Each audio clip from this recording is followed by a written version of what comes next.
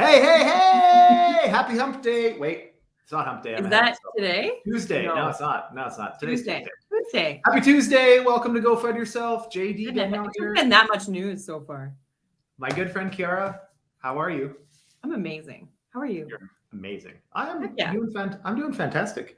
It's a beautiful day here in Miami. I was gonna say it's spring. It's sunny out. You can't tell from my background, but it is sunny as hell outside. Oh, are you wearing light colors for spring? No, I'm wearing light colors because it brings out my eyes. They just fall out of your head. Anyways, we got lots to talk about today. What are we talking about, Kiara? Okay, we're gonna start with Binance because we have to start with Binance. There's no option. We're gonna move into the crypto arms race because I can't let it go. We're gonna talk about everyone from the Chinese to Europe in general. We'll even talk about America and Venezuela. And then we have some other FUD today too. Maybe if we get there, about Bitcoin ATMs and NVIDIA. Did you know NVIDIA hates crypto? Apparently, we're going to talk about all of that in just a second.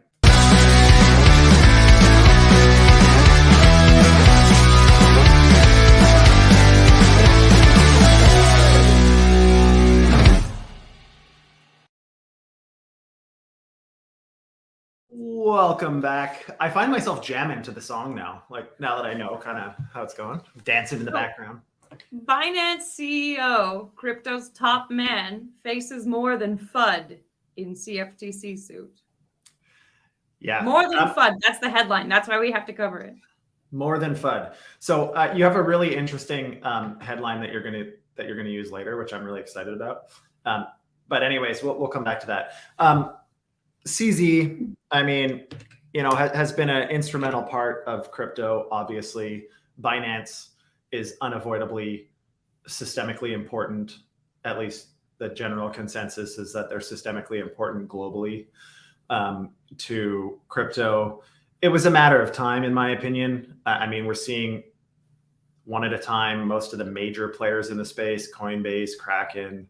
I mean, obviously, FTX would not have been immune if they were still around.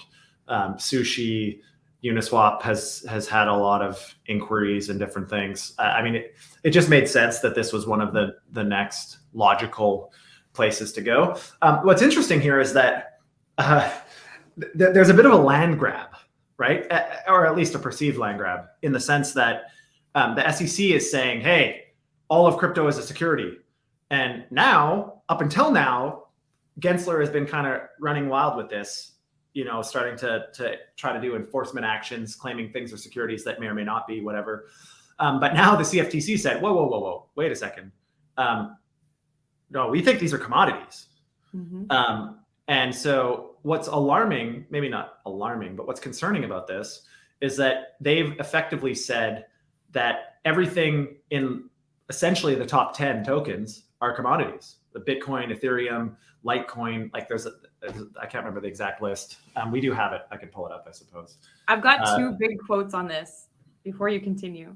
So Coinbase Chief Legal Officer Paul Gruel is talking about how the two US regulators can't decide. And he says out loud, a security can apparently also be a commodity, except when it's not.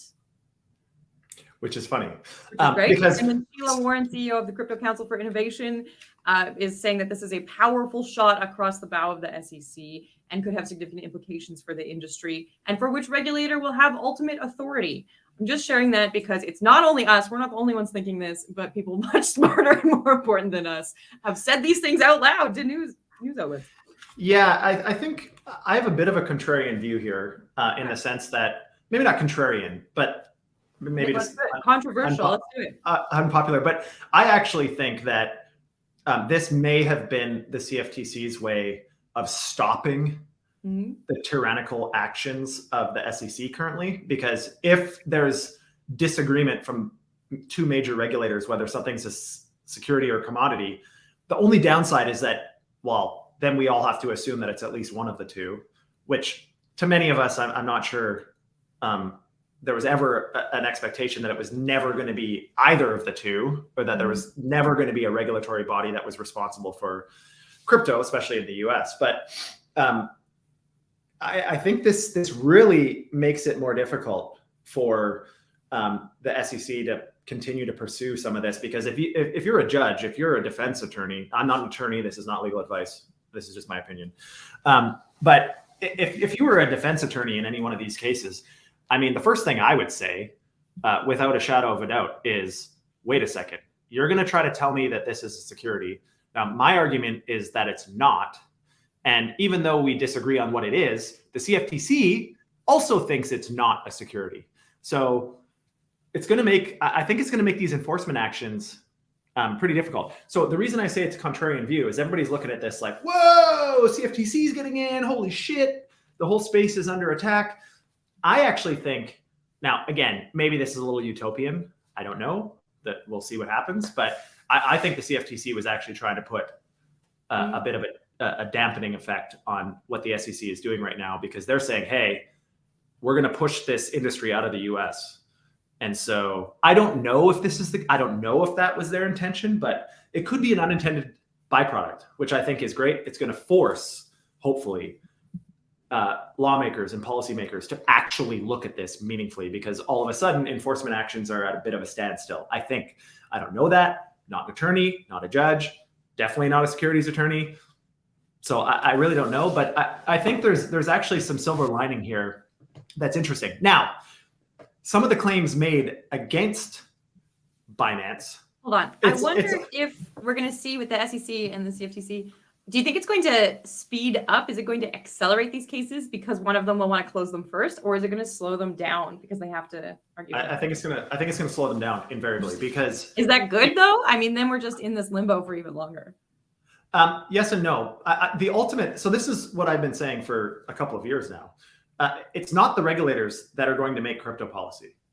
I mean, the regulators, all they do is enforce policy that is assigned to them by Congress.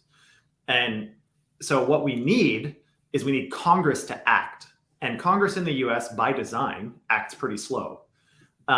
There's a lot of reasons for that, a lot of checks and balances, whatever. But then politics gets in the middle and it turns into this nonsense, and it's even more complicated than it needs to be. Currently, it was okay from a lawmaker's perspective, because at least the SEC was taking charge. They were starting to enforce some things. It seemed like a fairly acceptable response from regulators in the wake of everything that happened for the last 18 months. But in fact, it never was. It never was a solution to the problem. It was always just a Band-Aid.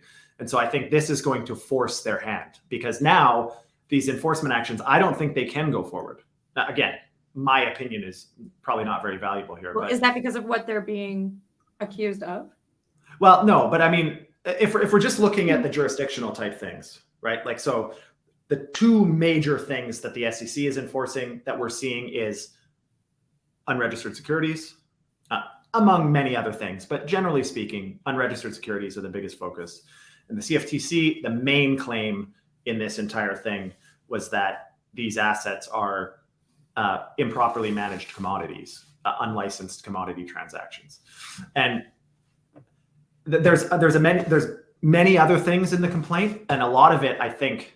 So those two things, the SEC and the CFTC, they're kind of attacking the same assets from two different perspectives and coming to two different conclusions, which is to be expected, of course. Commodities, people want to say everything's a commodity so they can regulate it. Securities people say everything's a security so they can regulate it. I get it.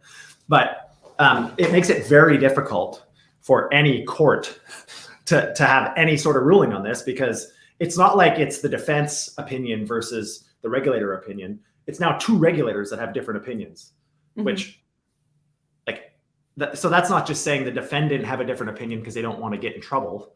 It's saying that two major regulatory bodies in the US don't know what the heck to do. So there's some other things in this complaint, like some of the market manipulation and fraud and all this other stuff. That was like the worst kept secret in the history of blockchain. Like, we all know and have known that they have trading desks that have insight that the rest of us don't. And that certain people, certain institutions have access to stop data and all of that stuff to understand where your perps get stopped out, where your trades get stopped out, all these other things. And they've been trading against their users. We all knew that.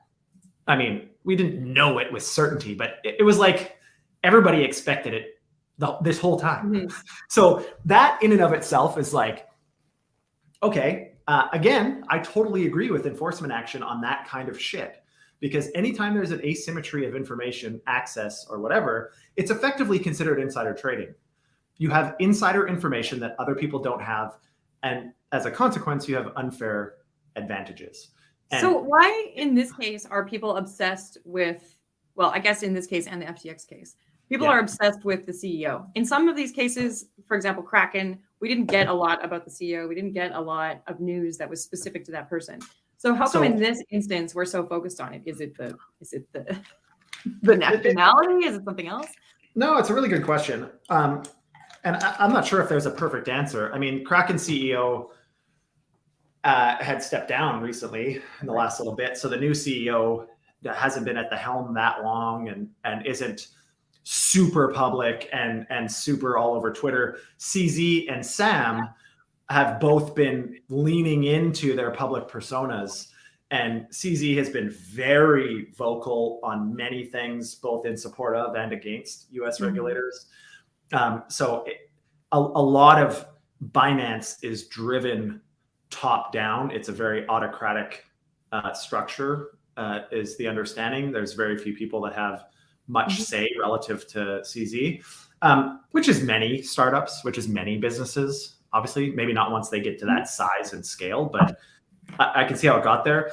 FTX, Sam, of course, he was putting himself in front of regulators, in front of Congress, in front of very affluent people, political people in the US.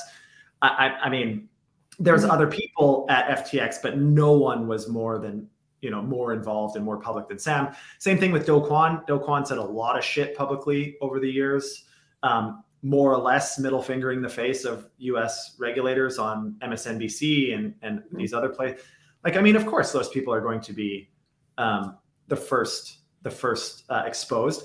Having said all of this, so as the CEO of a company, the buck stops with you, generally speaking, and the board of directors.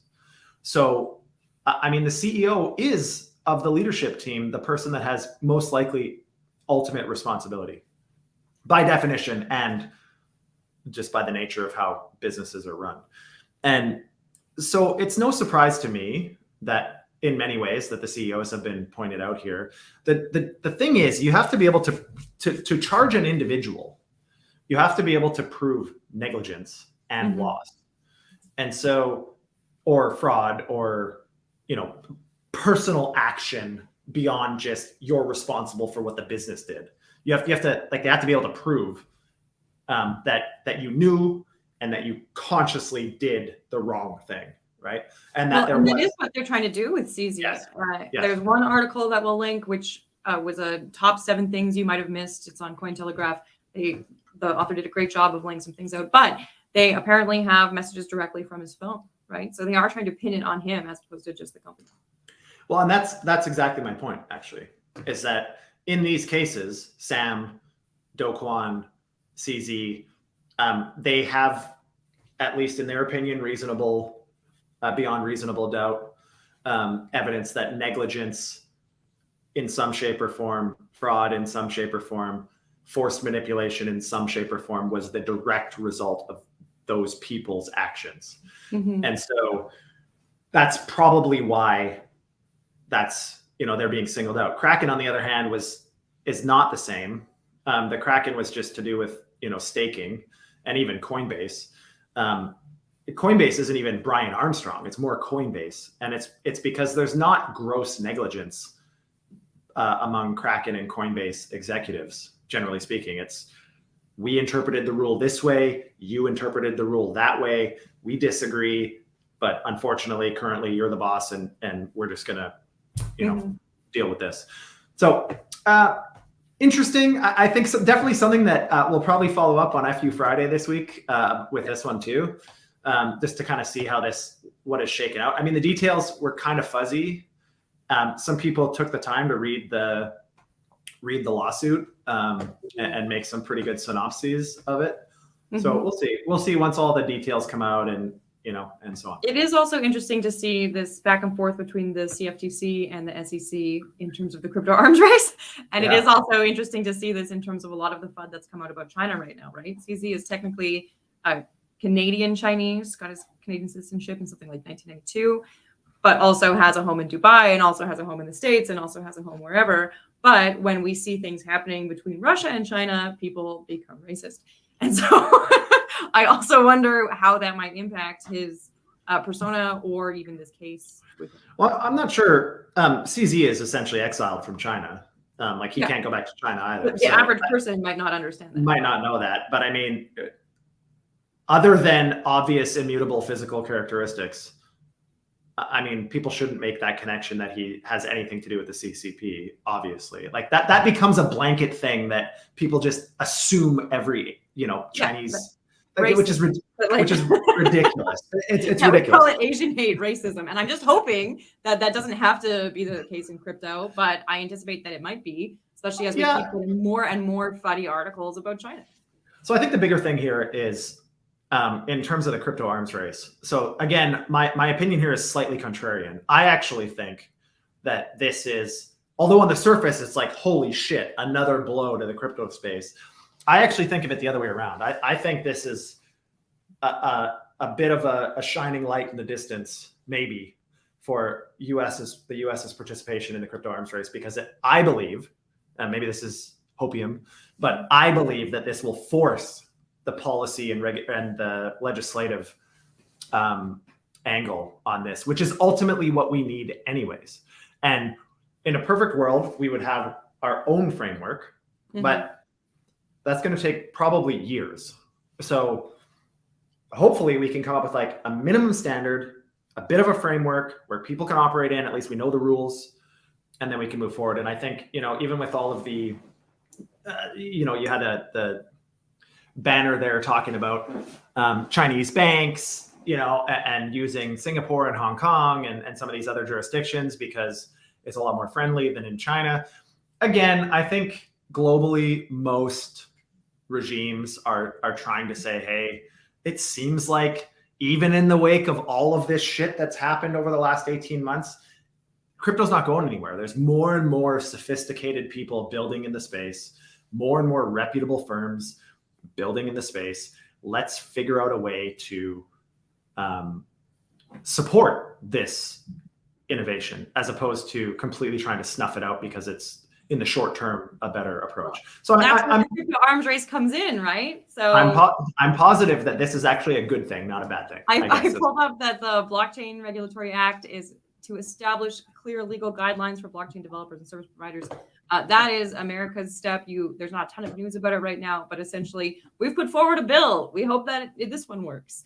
There are so many draft bills going around. I can't speak to what's actually going to stick, what's not going to stick in America, but we're seeing that someone is seeing the light and wanting to say, no, we need to just come up with a regulatory act. We need this to move forward. We need to make space for innovation, possibly because they're seeing things like what's happening in China, which is where it only takes 3 months for a crypto startup to get an actual bank account. And there are already reports of many Asiatic startups in the crypto sphere moving over there because Silicon Valley Bank failed. So that's kind of interesting. But then this might also be in response to the idea that European DeFi startups had 120% increase in VC investment last year. So despite the bear market, the industry is still growing and we have to do something about it. Yeah. So everyone's taking these parallel actions and they don't necessarily work together, but nobody wants to lose that power and control.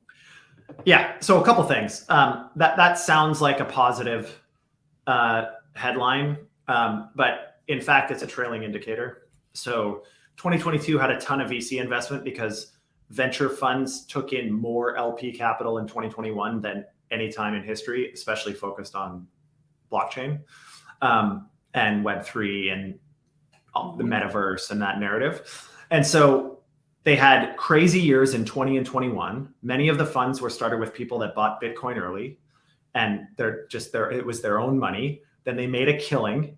Then they went and raised a small fund in 2020, 100 million, couple hundred million, blew it out of the water on paper gains, and then went back to the LPs and said, hey, we're doing a new fund. And people people were lining up to throw money. They were fighting over becoming LPs, to the extent that they had like insane minimum investments from LPs. And like, I mean, many of them had multiple millions as a minimum check size, which is like kind of insane in my opinion. But anyways, a bit of a lagging indicator. But coming back to this, I think where is that thing? Token hell. You had the banner up there a second ago. The token hell thing, as well as what's happening with DeFi in Europe and all of these things. What this is telling me is that, you know, this is going to come to a head faster than we think. Mm-hmm. And I like it. I think it's great. I would prefer some sort of clarity. I hope the regulatory bill that ends up getting passed at some point in the near future is somewhat akin to what they're suggesting this one. Like, we can't cover all angles and all fringe events and everything on the first bill. So let's first say, hey, for people that aren't managing or custodying consumer funds, here's a framework. Here's how you have to do things.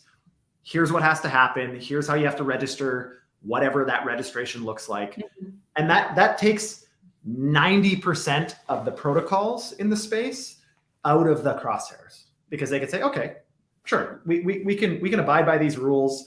They're not super overwhelming. When you start to custody funds or when you start to manage funds, then you get into a traditional finance type environment. And there's already rules for that. Like that's not strange to people. Like if you want to if you want to manage money or advise, you have to be a broker dealer, period. Yeah. Like that you have to do that. You have to have certain licenses to be able to do that. One of the things that seems to keep coming up is how are we going to shut down the negative players, right? Is an SEC lawsuit going to do that, or are they going to be able to barrage with money and kind of get their way? What are we going to do when a regulation changes? How far back are we going to enforce that kind of thing? And that's actually what Venezuela is struggling with right now. We don't have to get too deep in Venezuela because there's a lot of stuff going on, including over 20 people arrested for potentially not adhering to the very brand new regulations, or because they weren't adhering to something that they can, prove TradFi wise. But they have shut down most mining operations. They have shut down most sexes and dexes. They have shut down most major players in crypto. But you might remember that last week we talked about Venezuela and how they had just put together a new government commission, a new committee for it, so that we could find some blockchain, some crypto regulation within Venezuela, and that they're trying to protect the people. And if you take a look at the articles, I translated some of it because I don't speak Spanish. So I mean, grain of salt, that I might be missing some of the context or some of the nuance. But the intention is we don't actually want to shut this down for a long time. It creates a lot of jobs. It's really good for our economy. Crypto is great for our economy. We don't want to be left behind, but we do want to put safety first. So let's shut down all the bad players and try starting again. But does that set them back? Like, what does that look like? Yeah, I mean, there's a lot of kind of theories on how to approach this. You can like level set and say, let's wipe the board, create rules, and then let people put themselves back on the board once they adhere to the rules. Now, the proof will be in the pudding. Yep. So Venezuela is an autocracy. It's a dictatorship, a communist country currently. And so the power grab potential right now is very high. So what I'll be watching for, and I think what the space should be watching for, is how they implement the guidelines and if they allow the people that were previously ousted to come into compliance and continue to operate. That'll be the key.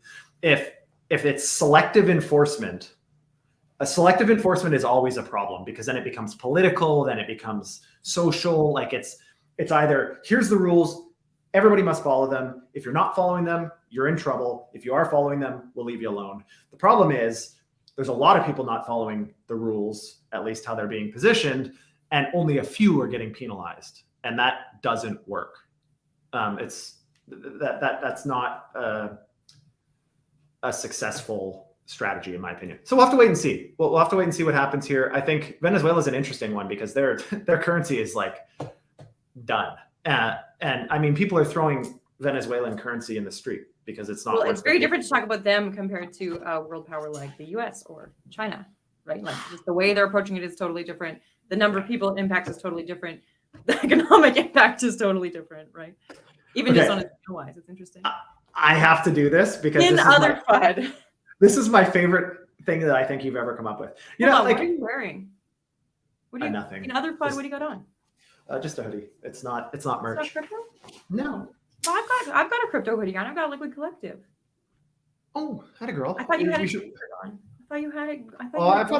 How are we going to get merch sponsors if you don't wear merch? I've got a Krypton. Yeah, that's what I'm looking for.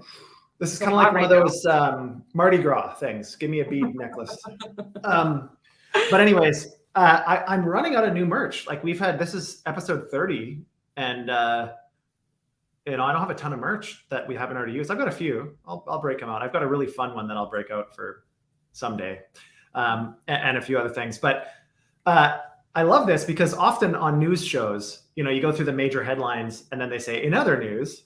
And so in this case, in other FUD, the one that I want to talk about more than anything is these mofos, NVIDIA. I love it.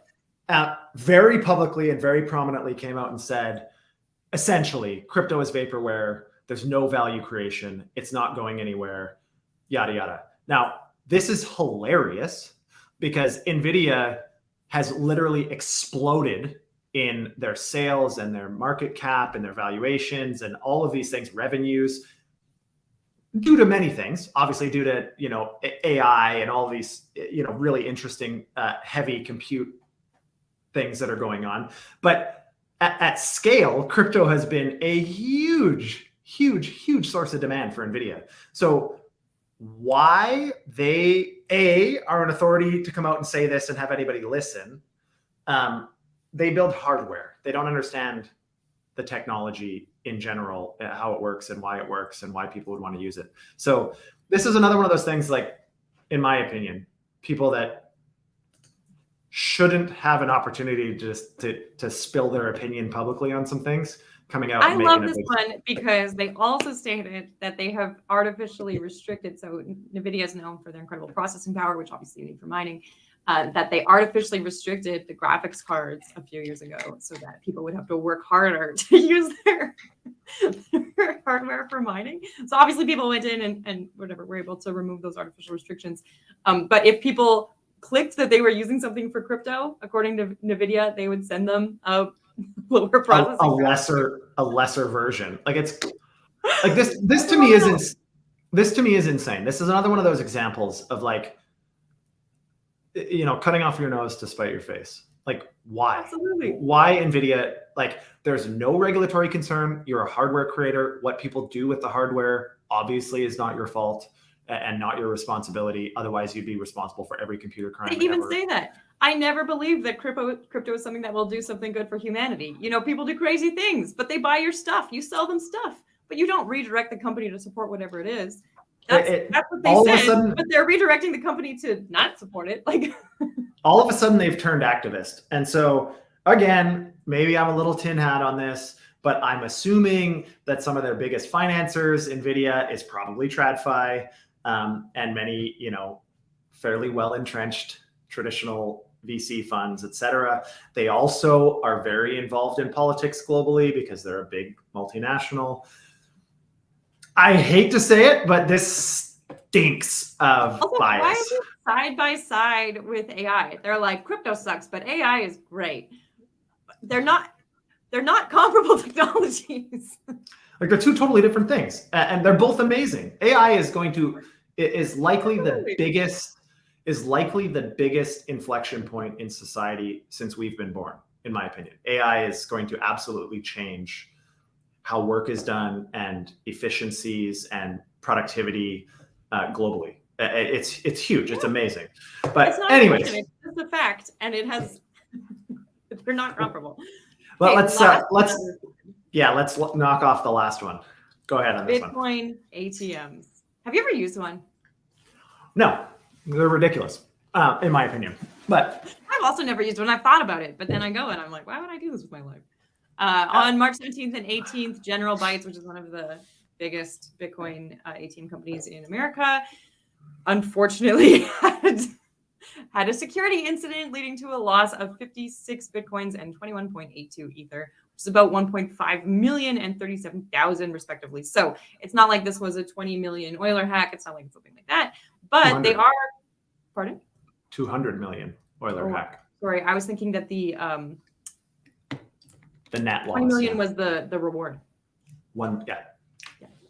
But anyways, they're gonna give you your money back. So if you got impacted by this particular Bitcoin ATM issue, never fear somehow.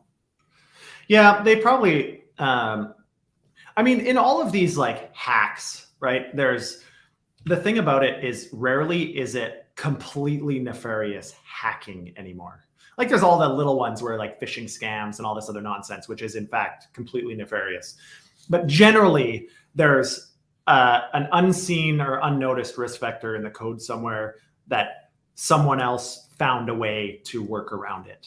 They didn't necessarily hack it or break the protocol or break the ATMs or anything. They probably found a way to do something that was probably within the operation, the normal operations of the code, and they found a way to exploit it. So in some cases, I like to see this. I like to see when the company says, hey, this sucks. People lost money. We're going to put our money where our mouth is and keep operating. I think it's a very smart way. Another example of this is Gauntlet made a human error mistake with Moonwell, unrelated, but made a human error mistake, cost nearly $1 million, which is a lot for any company. Obviously, it's a lot more than they're getting paid from Moonwell, I would assume.